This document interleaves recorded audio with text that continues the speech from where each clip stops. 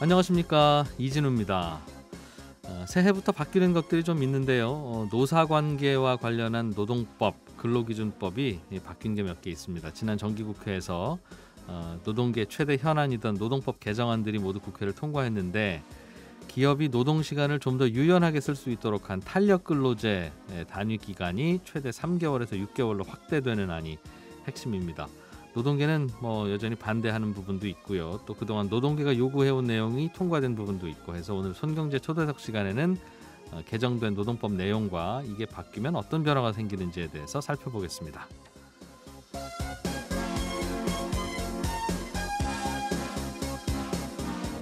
종횡무진 세계를 가다 시간에는 지난 시간에 이어서 브라질을 한 번 더 다녀올 건데요. 브라질의 경제적 기회와 또 부작용들, 걱정되는 부분들까지 함께 살펴보지요. 1월 3일 일요일 손에 잡히는 경제 광고 듣고 바로 돌아오겠습니다. 경제학자와 함께 떠나는 세계 일주 시간 종횡무진 세계를 가다. 오늘은 지난 시간에 이어서 브라질로 한 번 더 날아갑니다. 한국경제산업연구원 박정호 실장님 어서 오세요. 예, 안녕하세요. 네, 손에 잡히는 경제의 스튜어디스 기장님. 감사합니다. 여행사 사장님. 고맙습니다. 지난 시간에 브라질의 역사를 배웠는데 네. 그렇게 멀리 떨어져 있는 나라인데도 중국하고 또 이런저런 얽히는 이야기도 있고 아픈 역사도 있고 그렇더군요. 네. 중국이 철광석 같은 브라질의 자원을 자국으로 잘 수송하고 잘 조달하기 위해서 브라질하고 친하려고 노력하고, 그래서 브라질에서 칠레 해변 쪽으로 철도를 중국이 놔주려고 그런다. 네. 그런 얘기까지 들었어요. 네, 맞습니다. 그것뿐이 아니에요. 사실 이제 또 한 가지 이제 미래지향적인 투자를 브라질도 계속 해야 되는데 그 과정에서 또 시진핑이 또 아주 파격적인 선심을 또 씁니다.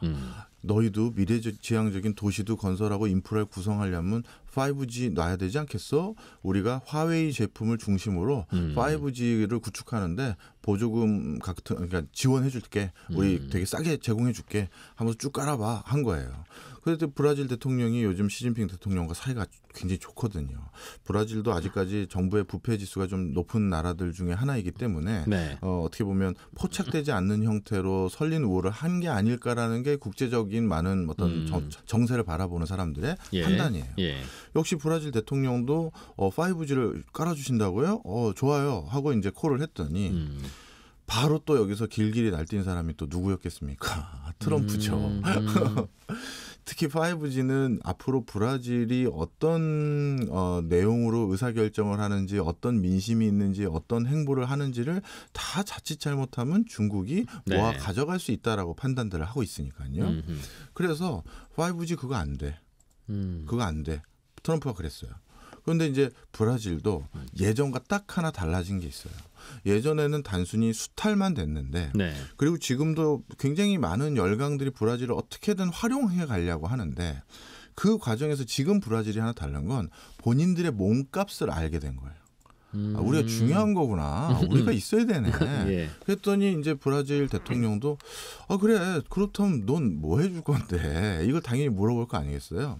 근데 트럼프는 전통적인 미국의 주류 중에 주류였기 때문에 중남미 국가에게 양보를 한다는 거에 대해서 굉장히 본인이 기분 상해요. 그래서 베네수엘라 차베스나 베네수엘라 국민들 중에서 돈 번 사람들이 저 마이애미라든가 플로리다 지방에 와가지고 부동산 투기해가지고 막 재저택에 살고 그런 거를 옛날부터 그분 저서에 보면 눈꼴시로 했었거든요. 아니 어떻게 저런 나라 친구들이 우리 이 좋은 나라에 이렇게 우리 옆집에 살고 그러나 이런 거 있잖아요. 이런 기저가 좀 있는 분이셨어요.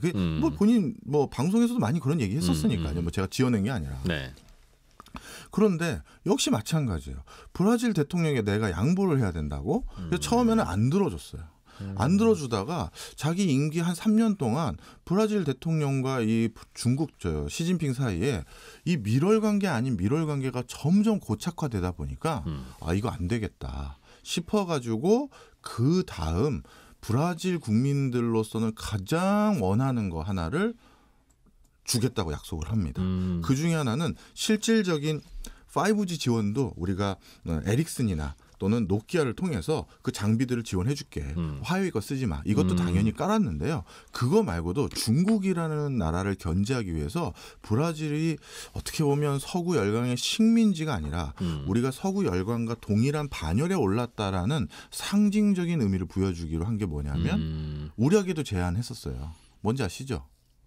G7, G8 국가를 확장하겠다. 아, 너희들 넣어줄게. 그렇죠. 우리나라에게 제의한 트럼프가 제의한 거는 G11이었어요. G11 한국 들어와. 네. 이렇게 했었고 사실 그 당시에 한국에서도 기분 좋은 소식이라고 들었죠. 저도 기분 좋았고요. 네. 네. 우리도 진짜 그런 세계적인 서밋에 정상회의에 우리의 의견을 얘기할 수 있는 건가라고 네. 해서 기분 좋을 일이었는데 G12를 제시한 나라가 있어요. 우리보단 뒷순이었습니다. 끼워줄게. 네, G12로 니네 들어올래? 하고 그러니까 우리는 트럼프가 G11을 하려고 한다라고 우린 그렇게만 보도했지만 네. 사실 트럼프가 중남미 국가인 브라질에게는 나 사실 G12 할 생각도 있어. 너 들어올래? 이렇게 얘기를 했어요. 그리고 그것에 대해서 그 당시 브라질 언론에서 정말 그렇게 뭐 어떤 제2의 건국이라고 해야 될까요? 독립이라고 할 정도로 네. 정말 열광적인 보도가 있었었어요. TV부터. 자부심 생기니까 갑자기. 당연히 자부심 생기죠. 본인들이 지난 시간에 제가 해드렸던 서구 열강에 수탈당했던 역사를 중고등학교 때 안 배우겠어요? 당연히 배운단 말이에요. 네. 그런데 그게 아니라 지금은 미국과 상대방 테이블 안에서 우리가 우리 얘기를 할 수 있게 된 거라고 이건 달리 생각하는 거죠. 정부 지지율 많이 올라가겠네요. 그런 것뿐만 아니라 제일 중요한 것은 그러면 더 이상 중국하고는 우리가 옛날 관계를 유지하기가 어렵지. 아, 미국하고 우리가 이런 관계인데 또 이게 쉬운가? 뭐 이렇게 바뀌어버리는 거예요. 어허. 그러니 또 시진핑 가만히 있겠습니까? 네. 지금 코로나19로 저렇게 취약해진 브라질. 아, 우리가 백신 개발 중인데 나오면 거의 뭐 죽게. 그래서 지금 두 국가가 브라질을 놓고 또다시 이걸 뭐라고 해야 될까요? 옛날에 포르투갈과 뭐 스페인의 싸움이라고 해야 될지 그런 모습이 아직도 전개되는 모습이 많아요. 그렇군요. 자, 그런데 브라질 하면 지금 여러 가지 떠오르는 문화적인 부분도 있으시죠. 브라질 시민들 그러면 어떤 기질들이 많다고 느끼세요? 브라질 화끈하죠. 화끈하고요. 축구에 지면 거의 뭐 다들 맞습니다. 막 그러려고 그러고 예. 또 이기면 또 나라가 들썩거리고 맞습니다. 갱단들도 꽤 많은 것 같고 맞습니다. 맞는 지식인지 모르겠습니다. 맞습니다. 정확하게 맞추셨어요. 예. 그런데 지금 말씀해 주셨던 그런 많은 기질들도 예. 제 소견에는 이 서구 열강들의 지배 때문에 생긴 부분이 되게 많아요. 아, 왜요? 그게 무슨 관계 있어요? 좀 하나씩 설명을 드리면요.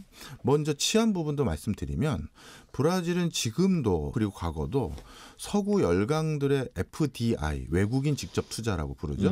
그게 가장 많이 밀려 들어간 나라가 브라질이에요.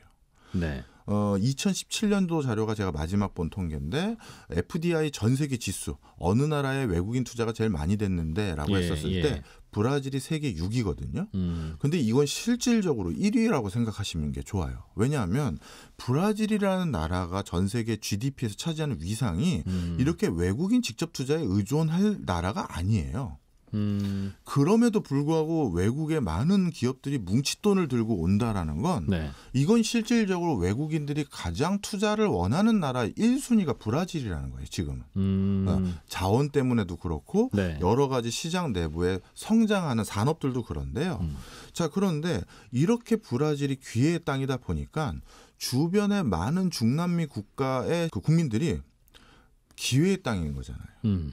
브라질에 가면 내가 돈을 벌 수 있을 것 같아. 브라질에 가면 내가 지금보다 거기서 택시 운전만 해도 얼마를 더 번대. 네. 이런 것 때문에 중남미 모든 국가에서 브라질의 직업을 굳거나 경제적인 활동을 하기 위해서 밀려듭니다. 아, 그래요. 당연히 그 과정에서는 정상적인 직업을 못 얻어서 차상위 소득계층으로 떨어진 사람도 있고 나쁜 일을 하는 분들도 계시겠죠.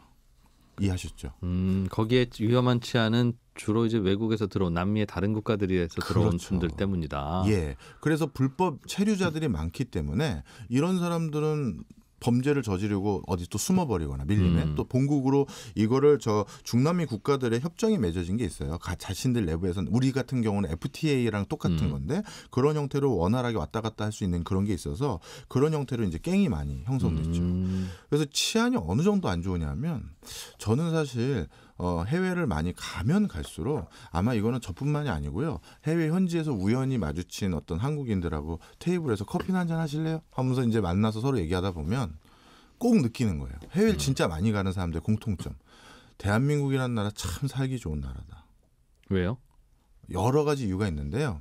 첫 번째 이유 중에 하나가 치안이에요. 기억나시죠? 우리나라 예를 들어서 어디 저 커피숍에 갔어요.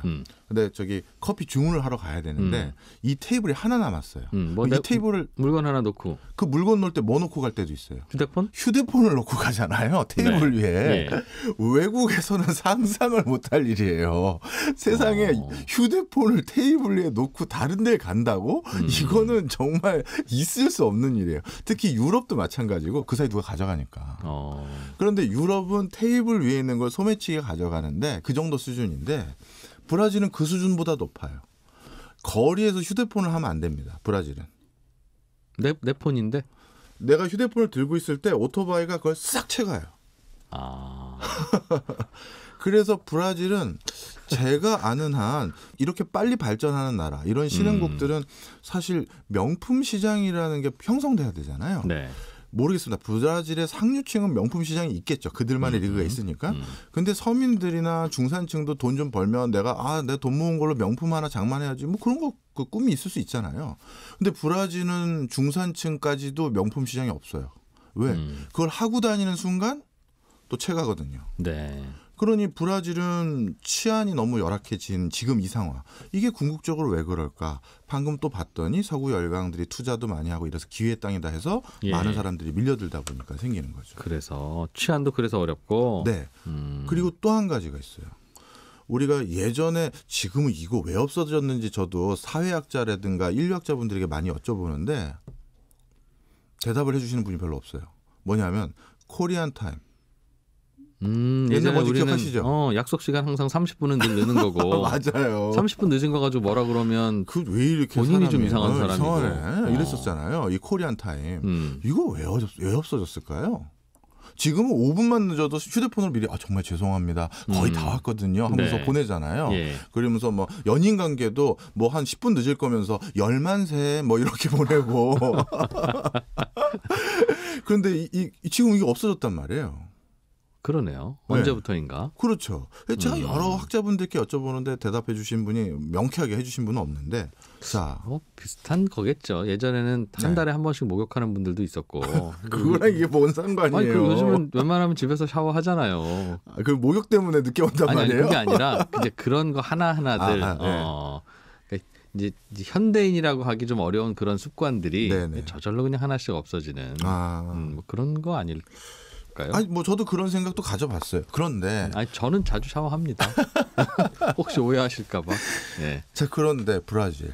이제 브라질의 웬만한 번화가는 이게 뉴욕에서 누릴 수 있는 정주 여건과 비슷해요. 세계적인 프랜차이즈 다 있고 뭐 5G 뭐 이런 거 뭐 그러니까 이동통신 다 되고 이런 수준인데 브라질은 아직도 브라질 타임이 있거든요. 늦게 와요? 늦게 와요. 늦게 와요가 아니라 늘 늦게 와요. 일관성만 있으면 괜찮아요. 그게 왔다 갔다 하면 불편하지. 네, 맞는 말씀이세요. 그래서 우리가 큰 결례를 할 때가 많아요. 한국인들이. 제 시간에 가는 거야. 제 시간에 가는 거예요, 자꾸. 그분들 입장에서는 이렇게 오면 우리는 당황스럽지. 되게 당황해하세요. 대표적으로 그쪽에 이제 현지 주재원이 소개해준 현지 기업인인데 이거는 다큐멘터리 때문에 갔었을 때예요. 그런데 이제 딱 갔는데 그분께서 저녁 식사에 초대하겠다. 6시쯤 와주세요. 네. 제가 집으로. 어바웃이라는 단어를 정확히 이해했어야 되는데 제가 6시에 오라는 거구나 라고 했었어. 그렇게 이해한 거죠. 예. 제가 바보같이 6시에 딱 갔네. 더 정확히 말하면 한 55분에 도착을 했어요. 그랬더니 집안이 난리가 난 거예요. 왜 이렇게 일찍 온 건지 도대체 어떻게 된 거냐 왜 온 거냐 하면서 봤더니 아무 준비가 안 돼 있어요. 그리고 실제 준비가 된 시점은 한 6시 반 왔다 갔다고 그때쯤 됐더니 진짜 그 브라질 현지 5년차 주재원이 그때 나타나셨고 슬슬. 그분은 이제 이해하신 거지 이 문화를. 네. 예. 그러더니 저를 보면서 웃으시더라고. 어. 아 정시에 오셨구나 하면서. 그래서 제가 멋쩍어서 일 도와드리고 접시 나르고 그러고 있었어요. 생각해 보니까 우리가 갖고 있었던 코리안 타임이라는 게 네. 인류 보편의 그냥 생활 방식이었나 보네요. 사람은 대체로 그러기 마련인. 그렇다고 그럼 브라질은 왜 그랬겠어요? 저는 이런 가설도 한번 해봤어요. 이 브라질뿐만 아니라 뭐 가끔 이게 열사의 나라이기 때문에 느릴 수밖에 없다라고 했는데 이것도 서구 열강의 일이 좀 들어갔다고 생각이 들었습니다. 왜냐하면 제가 그건 북한을 봤기 때문인데요. 이거는 북한을 살짝 설명드리고 요 브라질로 다시 돌아가야 좀 이해가 쉬우실 것 같은데 예. 가끔 이제 탈북하신 분들을 저희가 지원할 때 제일 어려운 부분 중에 하나가 일자리를 못 구해드려요. 왜냐하면 한국에서 일하기 위해서는 PC에 대한 적응력도 높아야 될 뿐만 아니라 한국에 대한 여러 가지 뭐 적응이 또 있어야 되는데 그분들을 활용할 수 있는 그런 어떤 일자리 기회가 별로 없어요. 그래서 어떻게 하면 일자리를 알선해 드릴지가 제일 탈북자를 지원할 때 고민거리 중에 하나인데 그래야지 오랫동안 안착해서 사시니까. 그런데 그 일자리를 얻으려고 해도 얻기가 쉽지 않은 상황인데 어쩌다가 굉장히 선의의 중소기업 사장님들이 이럴 수 있죠.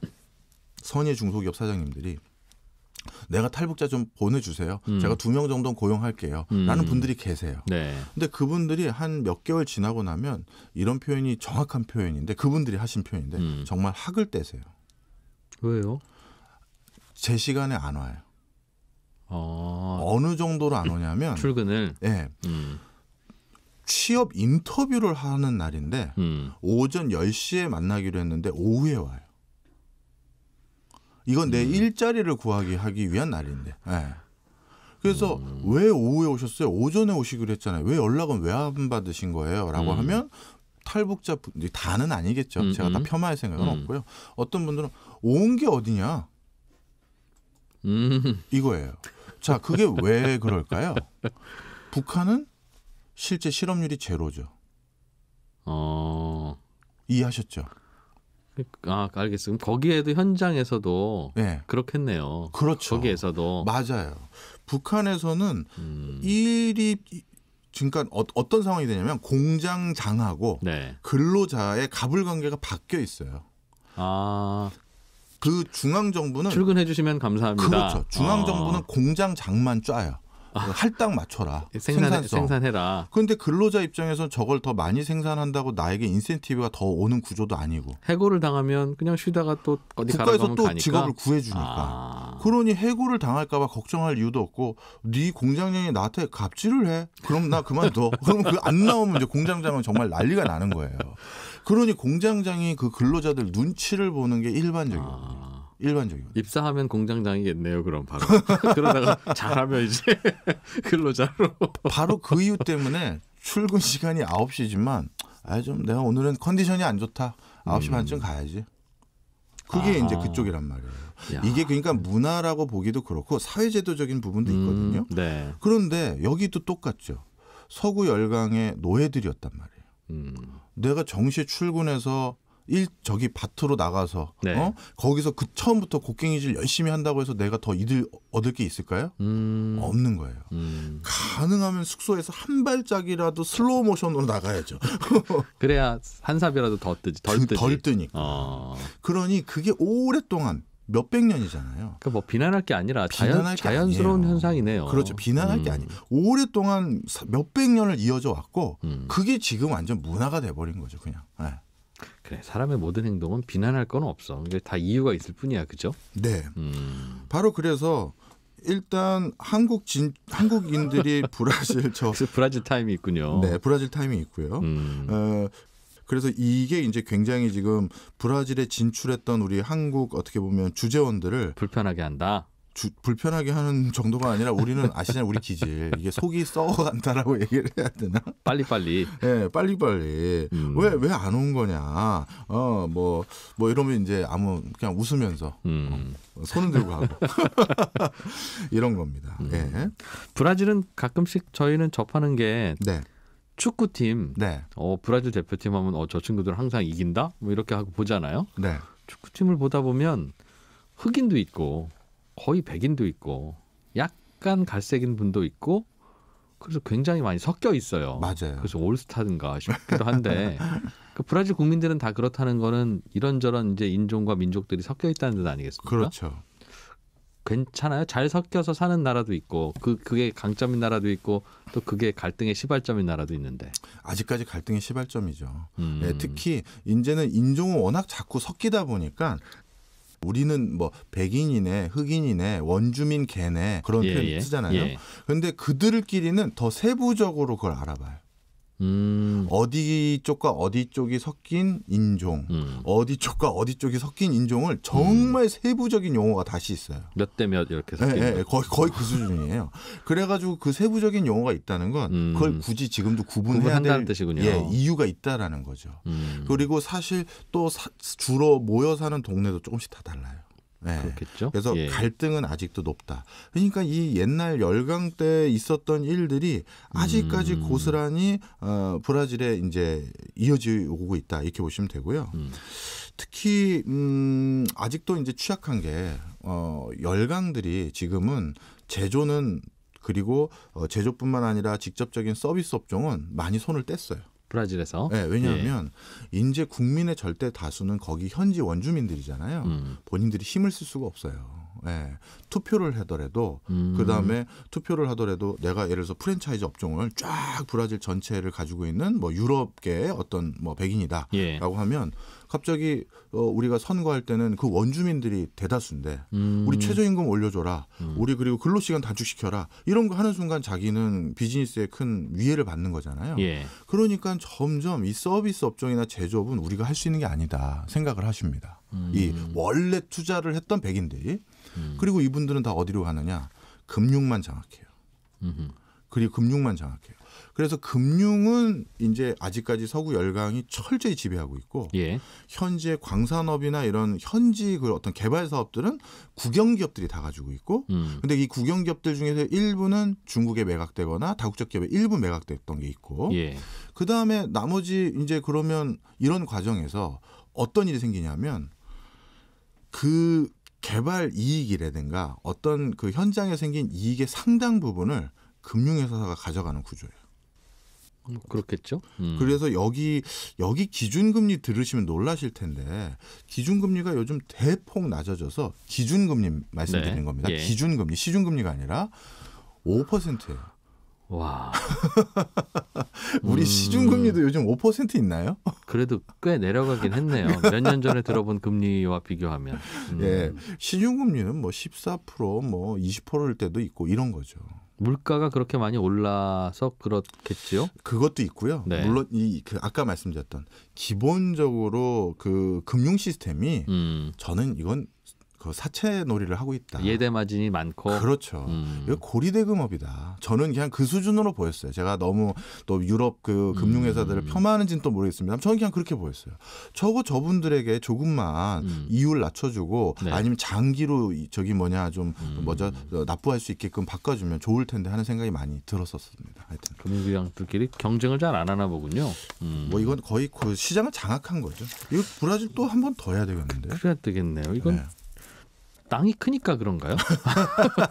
해도 끝이 없네. 네. 밀림에서 못 빠져나오는 기분인데 다음 주에는 뭐 대강 그래도 좀 정리가 될 것 같긴 합니다. 한 번만 더 날아가 보죠. 한국경제산업연구원 박정호 실장과 함께 브라질 다녀왔습니다. 고맙습니다. 감사합니다.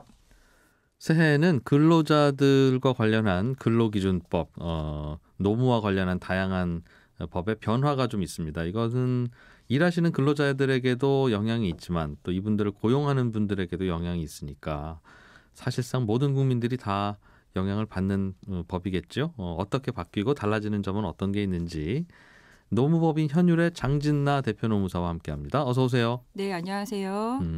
이 노동법 바뀌는 게 좀 있는데 경영계도 반발, 노동계도 반발, 조금 시끄럽기는 한 모양이군요. 네, 그렇습니다. 예, 어떤 내용이에요?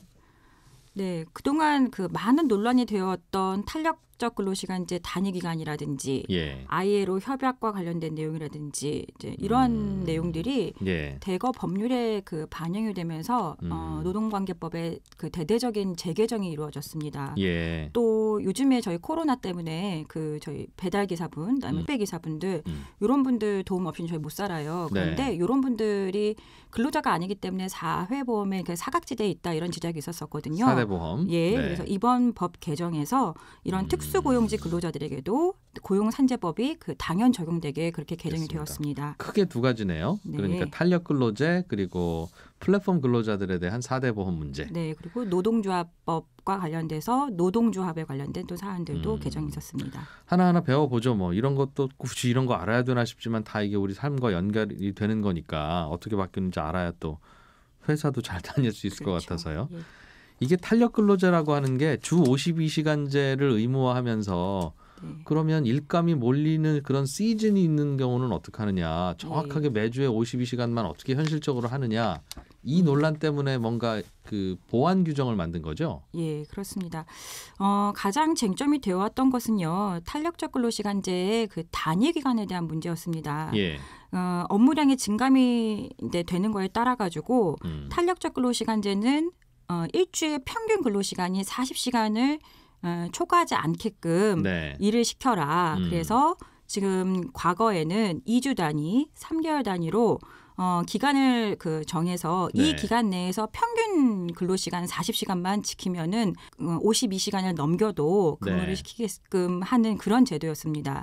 근데 단위 기간 자체가 2주 단위, 3개월 단위이기 때문에 요 기간 내에 뭐 성수기, 비성수기 이런 부분들이 다 이렇게 커버가 되지 않는 문제가 있었습니다. 원래는 2주 또는 기간이 어느 정도였어요? 3개월 단위로 3개월. 2주 단위, 3개월 단위로 해서 평균의 근로 시간을 40시간을 맞춰야 되기 때문에 네. 2주 단위, 3개월 단위 내에 성수기와 비성수기가 다 있어야지만 이 제도들이 적용될 수 있는 문제가 있었죠. 2주하고 3개월은 그게 기간이 좀 차이가 커서 무슨 예. 개념이었는지 좀 알면 좋겠는데요. 예. 노무사님. 2주 단위라 그래가지고 이제 결론적으로는 총 근무 일수가 한 열흘 정도 되겠죠. 예. 저희가 통상 예. 가정하면. 예. 그러면 열흘 기간 동안에 어떤 날은 일이 많고 어떤 날은 일이 적게 예. 배정이 되어서 평균 일주에 40시간을 네. 맞추게끔 하면 되는 거였었어요. 예. 그리고 3개월 단위 내에서도 뭐 어떤 달은 일이 많아질 수도 있을 것이고 어떤 달은 일이 좀 적어질 수도 있을 것이어서 네. 평균 또 40시간만 맞추면은 어떤 특정 주에 40시간을 넘는다고 하더라도 연장 수당을 지급하지 않아도 되는 네. 그다음에 주 52시간을 넘어도 법 위반이 되지 않는 그런 제도가 탄력적 근로시간제였습니다. 아, 그러니까 52시간을 넘는 주가 있어도 된다. 네, 평균만 그렇죠. 맞추면. 예, 그렇습니다. 그리고 넘기더라도 다른 날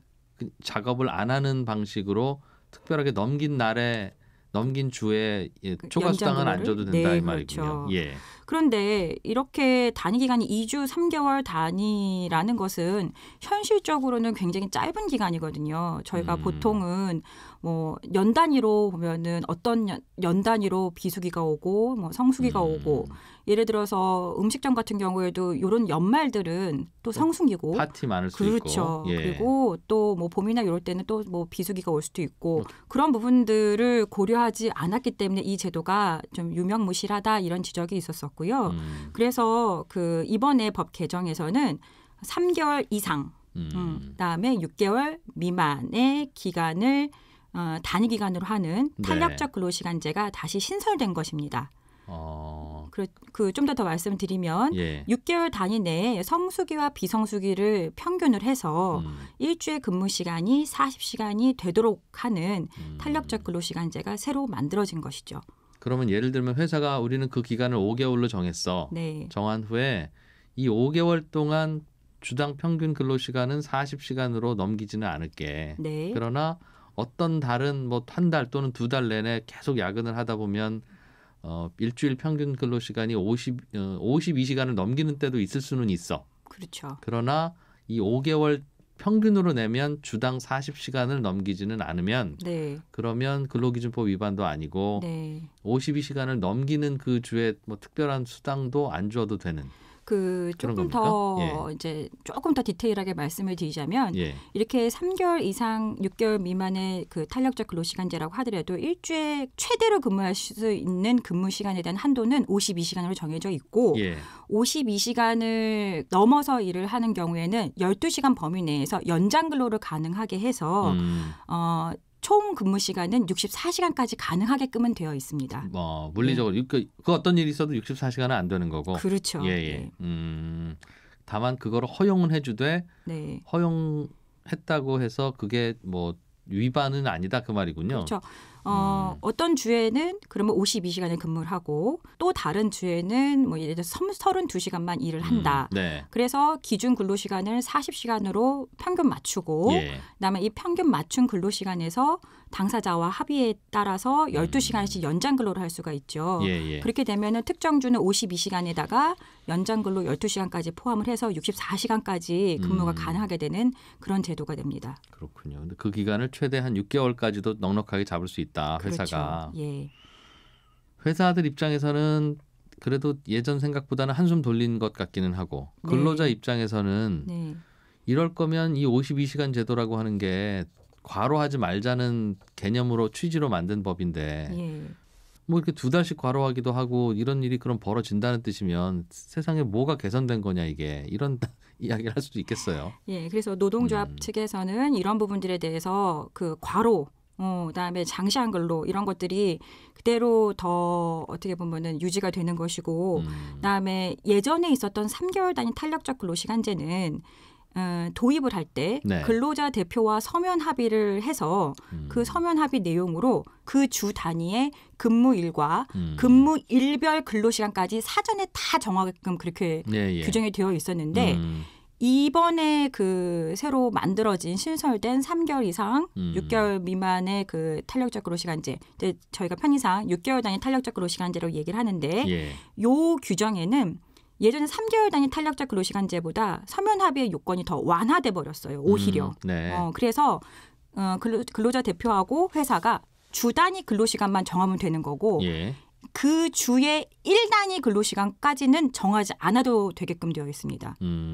그래서 그 주 단위 근로시간만 정하고 그 주 근로하는 그 주에 그 매일매일의 근로시간에 대해서는 업무를 시작하기 전 2주 전에 통보하게끔 되어 있고 근데 그 통보한 내용들도 업무량의 증감이라든지 뭐 여러 가지 천재지변이라든지 이런 사정이 있으면은 근로자 대표와 그냥 협의만 한 채로 그냥 회사가 변경할 수 있게끔 그렇게 되어 있단 말이죠.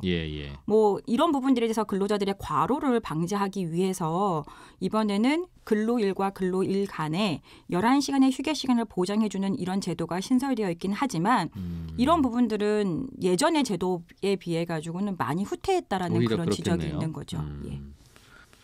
연장 수당과 관련해서는 예전에는 주던 게 이런 법이 생기면 안 주게 되는 상황은 안 생깁니까?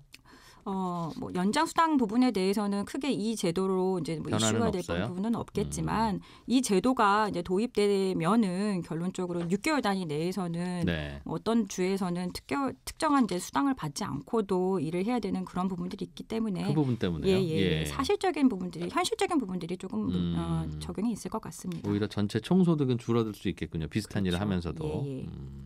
그 조금 이 부분과 관련해 가지고는 다른 일본이라든지 다른 나라들 같은 경우는 임금액이 그 저하가 되지 않도록 그런 노력 규정이라든지 보호 규정들을 만들어 놓고 있습니다. 근데 우리나라에서는 이번에 만들어질 때 그런 그 제도적인 보완이라든지 마련은 되어 있지 않습니다. 그렇군요. 지금 설명해 주신 이 내용은 300인 이하 50인 사업장에서는 이제 올해 2021년 1월 1일부터 실제로 적용이 된다는 그 말씀이고 올해 7월 1일 이후부터는 그게 50인 이하 5인 이상 사업장에도 또 적용이 되는 거니까 이제 지금 말씀해 주신 이게 현실적으로는 올해부터 다 이제 적용이 되는 거네요. 지난해까지만 해도 계도 기간이니 뭐니 해서 법은 존재했지만 아직 단속을 안 하던 게 아주 현실화되는 그런 거죠? 그렇습니다. 이제 확대 적용되는 부분들이 5인까지 이제 내려가는 상황이 되는 거니까. 대부분이에요, 이제. 그렇죠. 알겠습니다. 바뀌는 것들 중에 또 하나가 이른바 플랫폼 근로자들, 배달 플랫폼에 이제 소속되어서 필요한 시간에 일을 하는 뭐 각종 뭐 택배도 그럴 경우도 있고 다양한 형태의 근로자들을 어떻게 이 사회안전망 4대 보험을 제공할 거냐 이것도 논란이었는데 결론이 어떻게 났습니까? 이번에 특고 3법이라 그래가지고 이런 그 배달 근로자들, 이런 플랫폼 근로자들 이런 분들한테도 사회보험 중에서 고용보험법, 그다음에 그러니까 산재보험법 이 두 개의 법을 당연 가입시키도록 당연 적용시키도록 그렇게 저희가 그 개정이 되었습니다. 예. 이런 분들은 근로기준법상 근로자에 해당이 되지 않기 때문에 저희가 이제 4대 보험이라고 얘기하죠. 건강보험, 국민보험, 국민연금. 네. 그다음에 그리고 고용보험, 산재보험. 산재보험. 네. 이 네 개의 법이 당연 적용되지 않았습니다. 그랬는데 지금 특수고용 근로자라고 하더라도 거의 근로자와 유사하거든요. 그러니까 요분들이 최소한 업무를 하다가 사고가 났으면 다쳤으면 네. 그 부분에서 치료를 받고 그다음에 보장을 받을 수 있도록 하고 예. 그다음에 그 실업급여라든지 이런 부분들을 고용보험을 확대 적용을 해가지고 네. 적용을 해주면서 좀 그 실업기간 동안에 안정을 취할 수 있게끔 하고 건강보험, 국민연금은 좀 나중에 하더라도 그렇죠. 예. 알겠습니다. 그러면 그런 분들도 다 가입을 할 수 있다예요? 이제 해야 된다예요? 이제 당연 가입입니다. 해야 된다? 예, 지금 그 이 법이 개정되기 전까지는 임의 가입이었습니다. 할 수도 예. 있고 안 할 수도 있고. 예. 그런데 이제 이 부분에 대해서는 사업주가 임의 가입을 하도록 그렇게 만들어 놓으니까는 안 하는 경우도 많고. 왜냐하면 사업주가 반대해야 되니까. 그렇죠. 근로자를 예. 설득을 해서 안 하는 경우도 있고 근로자 입장에서도 보험료가 이제는 공제가 되는 부분이 있으니까 그런 부분들에 대해서 이제 안 하는 경우도 있고 그래서 거의 한 80% 정도의 특수고용 근로자들이 산재나 고용보험에 가입하지 않는 그런 문제가 있었습니다. 그래서 사고가 나도 치료를 제대로 받지 못하는 그런 부분들이 있었기 때문에 예. 이 부분에 대해서는 이번에는 당연 가입하도록 의무 가입하도록 법이 개정되었습니다. 한 가지 궁금한 건 그게 이제 대리운전 하시는 분도 그렇고 뭐 오토바이로 배달하시는 분들도 그렇고 다 말씀하신 특수고용직 네. 플랫폼 근로자들인데 네. 그럼 그분들을 고용하는 주체가 어디냐 회사가 어디냐라고 하면 이분들은 조금 전까지만 해도 A 업체에서 나온 배달 물건 배달하고 네. 잠시 후 1시간 후에는 B 업체 걸 하기도 하고 그렇잖아요. 네, 그렇습니다. 그리고 대리운전 하시는 분들은 도대체 소속 회사는 어디라는 뜻이냐. 네. 쓰시는 플랫폼도 소프트웨어들이 다 다르다고 하니 그렇죠. 그럼 그분들의 절반의 보험료는 누가 내줍니까? 그래서 그런 부분들에 대해서는 아직 구체적으로 정해진 바는 없고요. 네.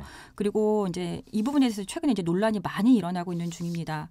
그리고 이제 곧 이런 부분에서 입장을 정리를 해서 발표할 것으로 보여지는데요.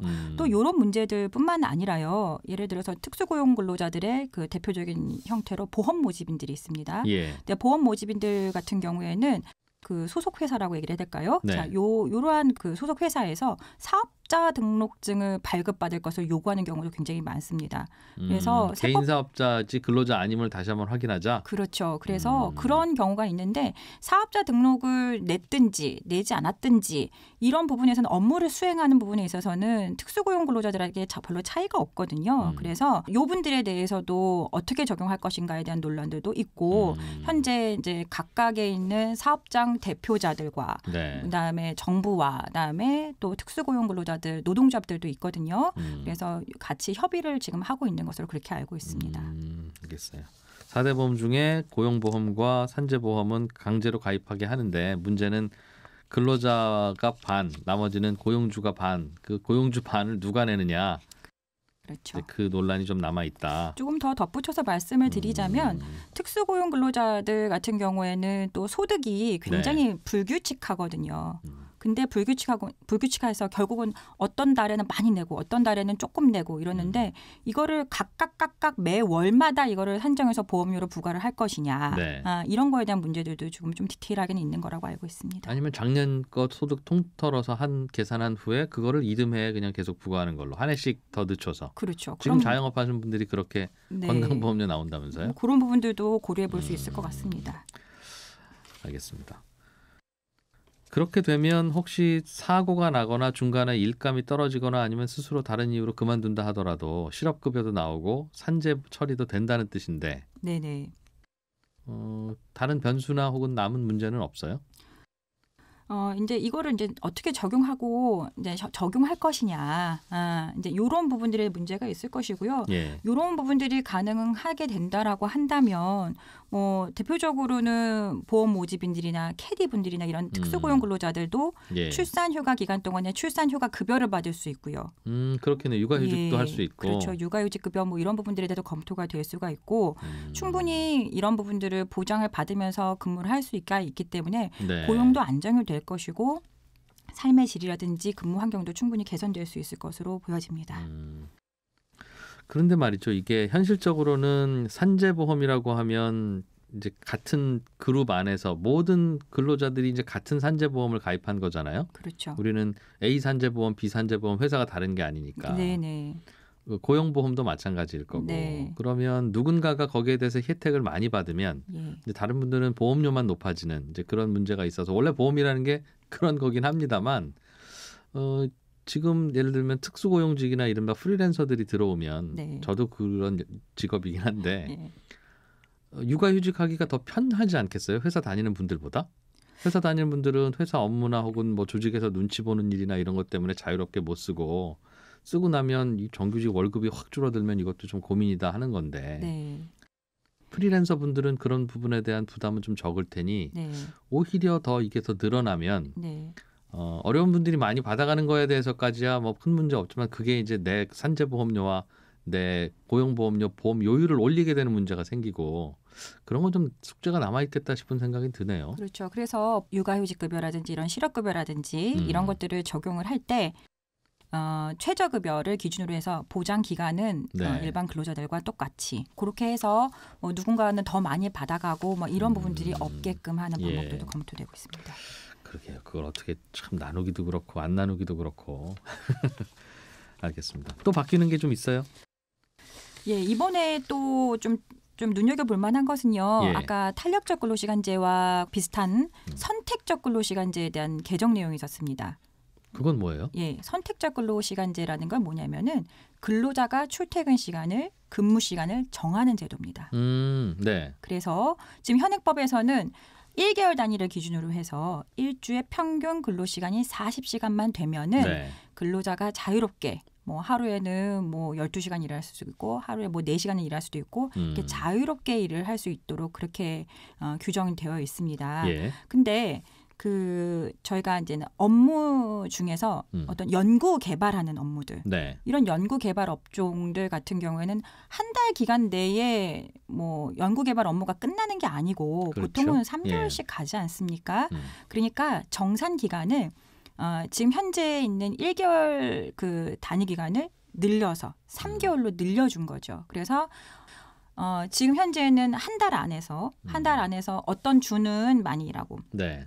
어떤 주는 좀 적게 일하고 이러한 형태인데 업무를 그러니까 저희가 그 연구개발 업무 같은 경우에는 한 달은 많이 일하고 다른 달은 좀 적게 일하고 그래서 평균으로는 맞춰야 된다. 그렇죠. 그게 탄력 근로자하고 같은 개념 아닌가요? 근데 탄력적 근로시간제는 회사가 네. 근로자 대표하고 서면 합의해가지고 미리 시간을 정해놓는 거고요. 예. 선택적 근로시간제는 근로자가 정하는 겁니다. 나는 이렇게 하겠다. 네. 근로자가 이런 부분에서 내가 하루에 12시간 일하겠다. 하루에 내가 4시간 일하겠다. 이거를 근로자가 선택하는 거죠. 그래서 탄력적 근로시간제와는 조금 차이가 있습니다. 근로자가 선택할 수 있게 해주면 뭐가 좋거나 나빠요? 예를 들어서 근로자가 내가 많이 일을 하고 싶습니다. 그럼 많이 일을 해놓고 네. 다른 날은 적게 일하면서 본인의 여가 생활도 할 수가 있고. 그러면 그거를 사업주가 받아들이지 않아도 되는 겁니까? 그렇진 않지. 무조건 9시에는 출근해야지. 그렇죠. 근데 그런 걸 요구하는 네. 사업장이 있을 수 있는데. 그렇죠. 근데 예. 이제 탄력적 근로시간제도 마찬가지고요. 선택적 근로시간제도 회사와 근로자 대표가 사전에 서면 합의를 해가지고 도입을 하고 운영할 수가 있으니까요. 어차피 서로 합의해야 되면 같은 거네요. 그렇죠. 누가 먼저 제안을 했든 간에. 네. 알겠습니다. 야, 또 이렇게 물밑에서는 다양한 법이 바뀌고 있고 그게 알게 모르게 우리 생활에 영향을 주게 될 텐데 올해는 특히 이 관련 법들이 바뀌는 것도 많고 적용 대상들도 빠르게 늘어나네요. 네. 그래서 이제 방금 전에 저희가 살펴봤던 탄력적 근로시간제, 선택적 근로시간제 이 내용들이 예. 올해 연도에는 이제 52시간제와 같이 해서 굉장한 이슈가 또 될 거고 이거와 또 더불어서 근로자 대표와 네. 관련되어 있는 내용들이 또 많이 이슈가 될 그럴 겁니다. 거예요. 예. 이게 도대체 누가 정한 거야라고 하면 그렇죠. 이제 법에서는 근로자 대표를 뽑아가지고 하라 그랬는데 이 근로자 대표가 그야말로 근로자들을 이익을 대변을 해가지고 회사와 잘 협의를 하고 그다음에 이 제도들을 도입을 하고 이렇게 해야 되는데 그렇지 그렇지 않은 않을 가능성이 경우에 높죠. 누군지도 그렇죠. 모르고 제일 네. 말 잘 듣는 김 대리 시킬 가능성도 높고 네. 김 대리는 또 말 잘 들어야 또 회사 오래 잘 다닐 수 있을 테니까 이거 어떻게 해야 되나 고민될 거고. 네. 노무법인 현율의 장진나 대표 노무사였습니다. 고맙습니다. 네, 감사합니다. 예, 일요일 아침에 함께하신 손에 잡히는 경제 재밌게 잘 들으셨죠? 저는 또 월요일 아침 8시 30분에 찾아옵니다. 이진우였습니다. 고맙습니다.